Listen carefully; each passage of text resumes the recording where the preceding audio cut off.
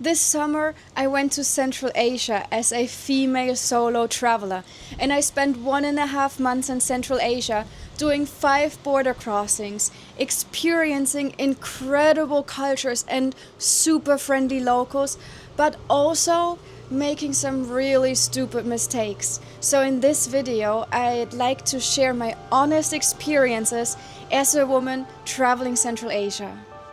Central Asia is made up of 5 countries: Kazakhstan, Uzbekistan, Turkmenistan, Kyrgyzstan, and Tajikistan. After the Soviet Union collapsed, some of them became almost impossible to visit for years.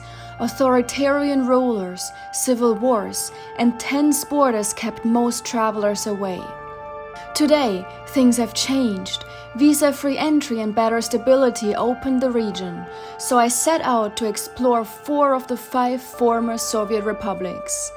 Over 1.5 months, I faced some of the scariest moments of my life, but also met incredibly warm people and saw landscapes I'll never forget.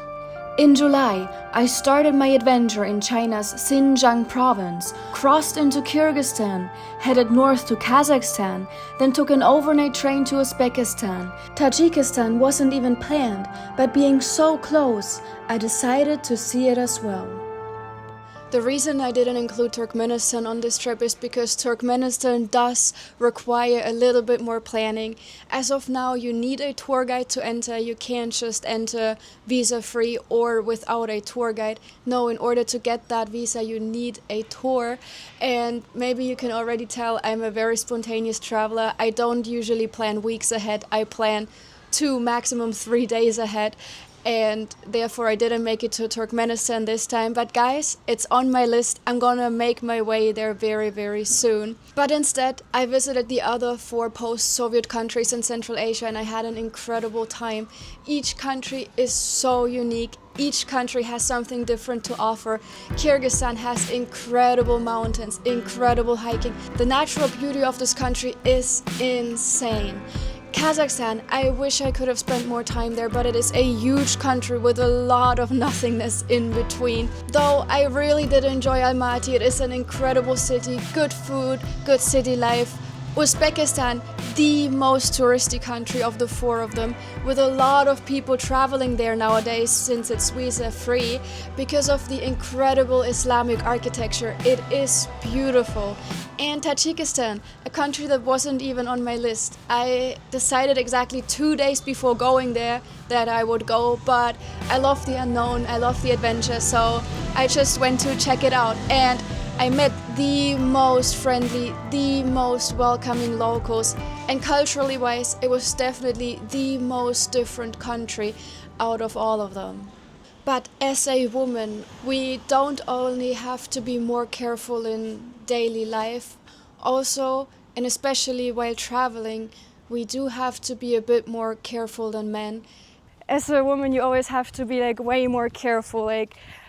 Unfortunately, this is the reality of traveling as a woman by yourself. There's a lot of interactions that you cannot have to the same extent that men can have. And of course, you always have to have this caution, this barrier up. And that is, for example, the case in daily interactions. Most interactions in those countries will happen with men. Men will be outgoing, they will start talking to you, though in this case it is always really important to listen to your intuition. Not everyone has good intentions. As a white woman, you will often be perceived as easy to get, especially going to a place like Central Asia.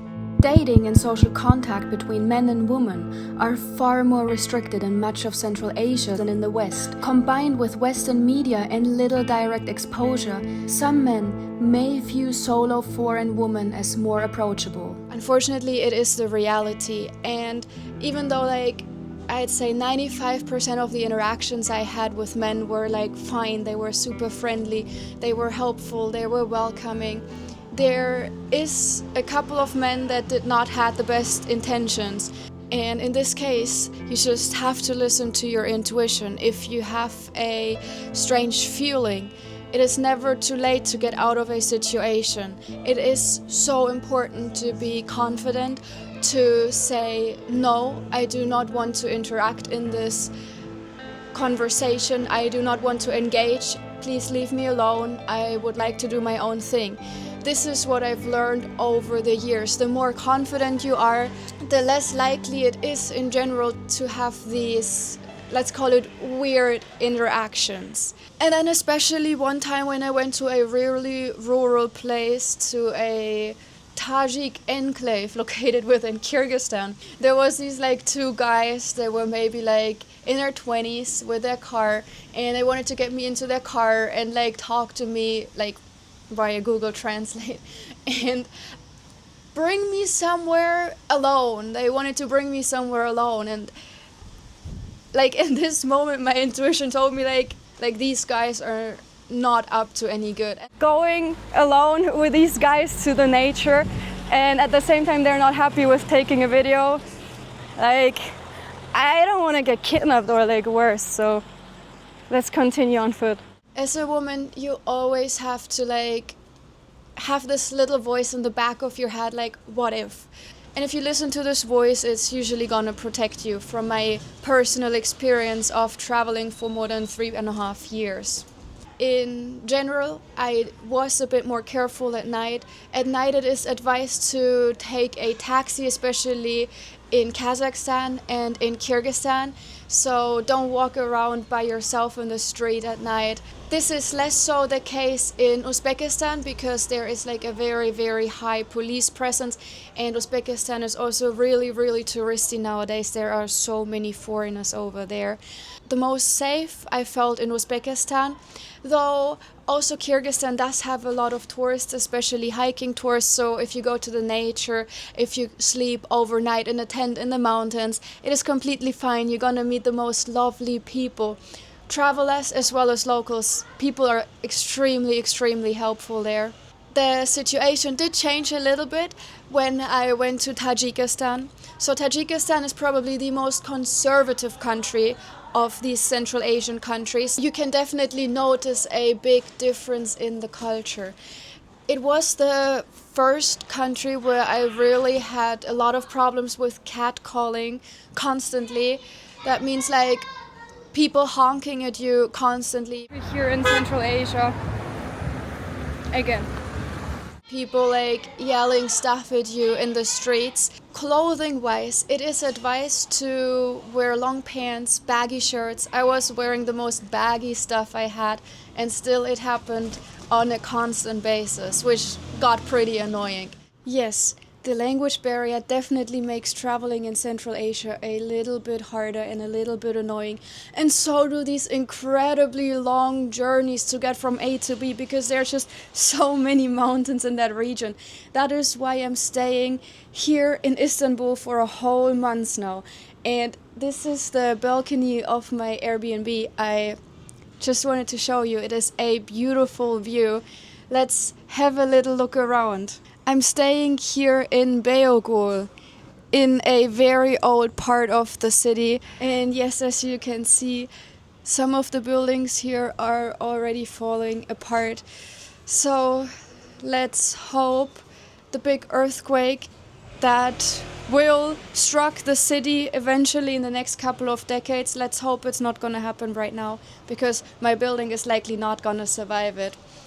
But it is a great place to just chill and to relax a little bit. I'm gonna make some content here too, but before I'm gonna do that, let's continue with Central Asia. It was really, really exhausting. It was one of the most exhausting places to travel, and that is mainly because of the lack of tourist infrastructure. This does make traveling harder. There is not much information online. There are not many travelers that you're gonna meet on the road. And again, like, it is hard to communicate with locals. Of course, there's always Google Translate, but the conversations you can have via Google Translate are somewhat limited. It is not like a natural flow, like a real conversation. And at the same time, Google Translate is not very good in translating Russian. There are a lot of language barriers because she's translating everything into Russian for me. and not into German. I think there's some confusion about the letters we're using. And a lot of the Central Asian languages like Tajik, they do not exist on Google Translate. At least not unless you want to type it out, which is pretty annoying. And again, you're not gonna have like a very fluent conversation while typing out everything you want to translate. Another thing is the journeys to get from A to B are incredibly long. It is a really, really remote place. In Kyrgyzstan, I did a lot of hitchhiking. And yes, I did a lot of hitchhiking as a solo female traveler, and I didn't have a single problem. Because here in Kyrgyzstan, every car is a taxi. So you can basically talk to anyone, you hand them a little bit of cash, and they're gonna drive you. Otherwise, shared taxis is like a big thing to get around in, especially Tajikistan and in some places in Uzbekistan, especially for border crossings. Shared taxis are the way to go, though taxi drivers are really, really intense, especially in Uzbekistan and Tajikistan. If you as a foreigner come to the border, they're gonna swarm you. It is really a taxi mafia. This was crazy. I almost thought they're gonna like punch each other. And yes, you're never gonna get a local price. Don't even try. People are incredibly welcoming. They're gonna invite you to share their food with you, to invite you to their home. Having a guest, especially in Tajikistan, is a huge honor for people. People do not have much there, but it's a huge honor for them to have you. At the same time, I did feel a little bit bad accepting some of these invitations because I know how less people have. And this does make it a little bit hard for me personally, just deciding whether it's okay to say yes and accept the invitation or whether it's better to refuse, though refusing an invitation like this is usually considered very impolite. And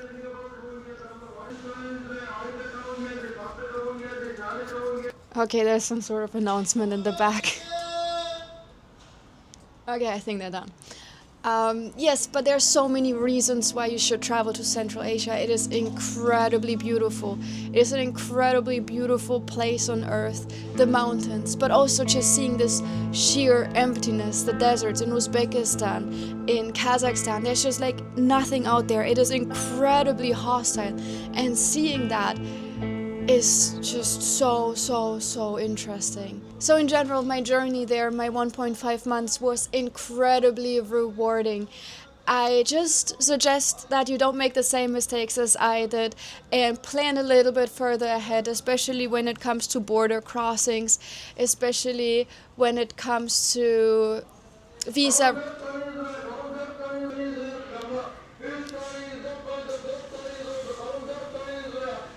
So yeah, if you have any questions about Central Asia, just let me know in the comments and I'm gonna answer you as good as I can.